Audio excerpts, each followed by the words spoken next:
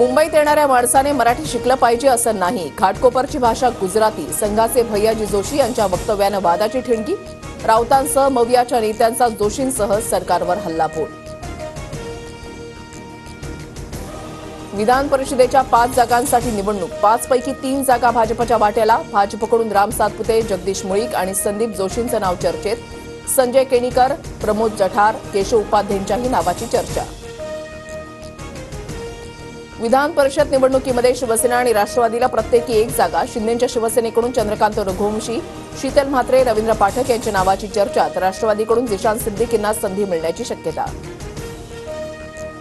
नीलम गोरेंविरोधात महाविकास आघाडीकडून विधिमंडळ सचिवांकडे अविश्वास प्रस्ताव. उद्धव ठाकरेंबाबत केलेल्या वक्तव्याच्या विरोधात ठाकरेंची शिवसेना आक्रमक.